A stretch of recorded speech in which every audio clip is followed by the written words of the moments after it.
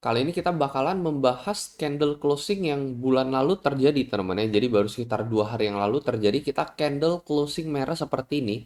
Apakah kira-kira di bulan Oktober kita bisa Oktober sama dengan rata-rata bulan-bulan Oktober di tahun-tahun lalu teman-teman ya. Apalagi ketika Bitcoin sedang dalam fase bullish. Atau di bulan Oktober ini kita bakalan bearish untuk Bitcoin. Kita akan bahas di video kali ini.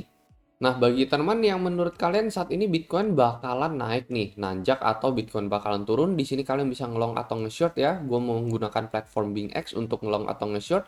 Menurut gue ini cocok banget, mereka ini khusus untuk platform futures, salah satu trading fee-nya paling rendah di antara market yang lain. Nah, kalau misalnya kalian daftar menggunakan link yang ada di deskripsi ya, kalian akan mendapatkan bonus tambahan $120 menggunakan link khusus dari gua. Selain itu, mereka di sini juga ada copy trading ya, yang jarang ada di market yang lain. Menurut gue ini cocok banget buat pemula ya. Mereka di sini ada fitur copy trade. Kalian bisa cek sejarah trader masing-masing seperti apa. Sebulan terakhir profit rate-nya berapa, dalam 3 bulan terakhir apakah mereka konsisten profit atau tidak. Jadi menurut gue cocok banget buat pemula. Selain itu bagi kalian yang sibuk kerja, nggak sempat mantengin grafik setiap saat, fitur copy trade ini sangat berguna teman, karena kalau misalkan mereka buka posisi, kita bakalan keikutan, mereka tutup, kita juga bakalan keikutan. Jadi cukup tinggal deposit duit doang, lalu kita tinggal follow copy trader tersebut. Mungkin bagi teman-teman yang tertarik, kalian bisa langsung join BingX, linknya ada di deskripsi di bawah, teman-teman bisa langsung mendapatkan bonus sampai $120. Nah, terus kalau misalkan kalian juga pengen update real time market dari gua, biasanya gua post ini di grup trading Kendrick Kalim. Kalian bisa join teman-teman ya, untuk linknya ada di deskripsi di bawah. Jadi kemarin kan kita closing candle ini merah teman-teman ya. Jadi kan kemarin pagi persis pas jam 7 malam ini ya, sampai tengah malam kan kita sempat ngepump tuh sampai 21. Dan kalau misalkan kita closing candle-nya di 21 ya, ini kan kita opennya di 20.000 ya. Kalau misalkan kita closing candle di level 21.000, maka harusnya kita membentuk candle hijau teman ya, doji hijau. Dan menurut gua kita membentuk doji hijau itu untuk di bulan Oktobernya malah sebenarnya nggak bagus teman. Jadi dalam fase bearish ya, biasanya kalau misalkan kita menemukan candle doji, biasanya kecenderungannya di beberapa bulan berikutnya adalah kita melanjutkan momentum bearish kita.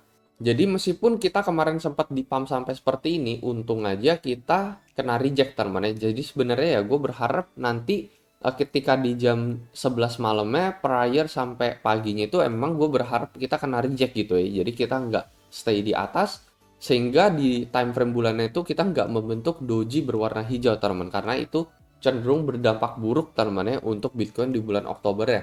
Nah, kebalikannya kalau misalnya kita ketemu candle merah seperti ini teman ya, biasanya di bulan Oktober at least teman ya, Bitcoin bisa dikasih nafas sedikit, kita bisa membentuk candle hijau teman-teman, candle bullish sampai nanti di bulan akhir Oktober ya. Apalagi kita konsekutif red candle teman-teman di sini ya. Jadi bisa aja di bulan Oktobernya kita bisa mengalami candle hijau teman-teman, candle pump berwarna hijau ya. Dan konsekutif candle merah ini juga ini masih stay di support yang ada di bulan Juni. Jadi masih stay di 17.600 teman-teman ya. Kita nggak make a lower low di bulan September ya. Kalau misalnya kita make a lower low, ya cenderung di bulan Oktober kita bisa membentuk candle merah lagi teman. Nah, tapi so far kita ada 2 candle seperti ini teman ya, khususnya di bulan September sendiri ini nggak terlalu memiliki banyak pergerakan, tetapi kita tetap stay di support 17.6 teman.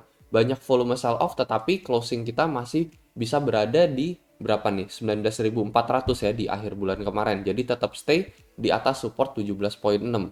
Jadi menurut gue di bulan Oktober sendiri nanti kira-kiranya bisa teman-teman ya, bisa menurut gue chance at least lebih bullish lah buat Bitcoin.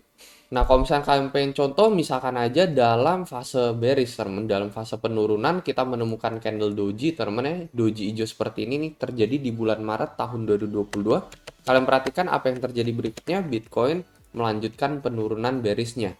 Persis di bulan April ini terjadi, lalu bulan Mei terjadi teman ya, setelah semenjak kita membentuk candle doji berwarna hijau ini. Ini kita juga mengalami candle doji seperti ini, itu sebabnya untungnya kita nggak alamin teman ya. Ini di bulan Oktober tahun 2019, prior setelah candle doji tersebut kita mengalami bearish di bulan Novembernya teman di tahun 2019 di sini. Terus di bulan Juni 2014 ini juga sama teman, candle doji, abis itu candle berikutnya ini kita mengalami candle merah teman. Jadi rata-rata memang kebanyakan candle doji dalam fase bearish itu biasanya cenderung tidak baik teman. Dan untungnya saja kita nggak membentuk candle hijau teman ya dengan ekor ke atas teman. Karena itu biasanya di bulan berikutnya cenderung tidak bagus, tetapi kita membentuk candle merah seperti ini teman-teman ya. Dan menurut gue di bulan Oktober ada chance at least sedikit lebih besar untuk kita bisa bullish reversal teman-teman. Belum lagi kalau misalnya kita ukur dalam time frame 1 week teman-teman, di sini kalian perhatikan di sini ya.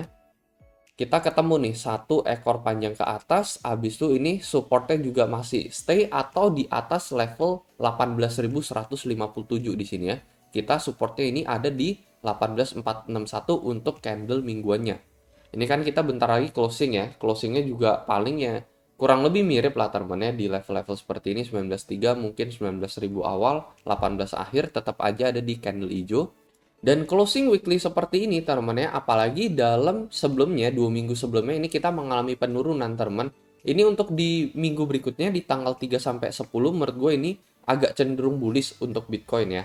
Jadi di sini ada salah satu candlestick pattern juga yang kita bisa pelajarin. Ini membentuk pola yang namanya inverted hammer teman kalau menurut gue ya.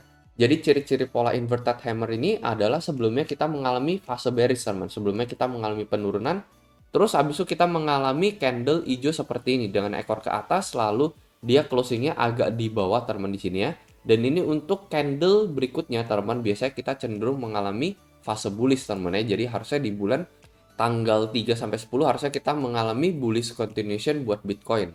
Overall sebenarnya kita masih sama teman-teman ya, saat ini membentuk pola ascending triangle yang seharusnya kecenderungannya kita ini mengalami breakout ya setelah pola ascending triangle ini. Jadi untuk saat ini short term teman Bitcoin masih aja bisa potensi retest ke dalam garis ini teman ya, garis support yang dari tanggal 19 kita tarik garis ascending triangle ini.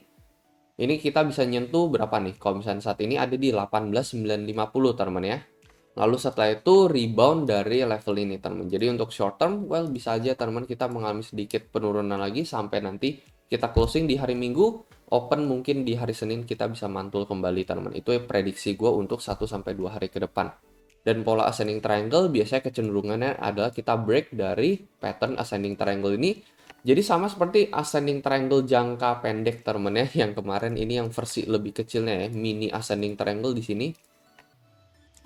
Dimana di sini alhasil kita mengalami breakout dari mini ascending triangle ini all the way ke level 20.200 sebelum habis itu kita mengalami penurunan lagi ya teman. Ini yang versi mininya, lalu ini yang versi besar ascending triangle ini teman. Well itu aja teman paling menurut pendapat gue pribadi ya. Kalau menurut kalian kayak gimana mungkin kalian bisa coba komentar di kolom komentar di bawah. Sekali lagi ini hanyalah analisa pribadi gue sendiri. Ini adalah apa yang akan gue lakukan, jadi jangan ikut-ikutan. Selalu miliki trading plan dan trading strategi kalian sendiri lagi. Itu aja dari gue dan seperti biasa sampai jumpa di next video.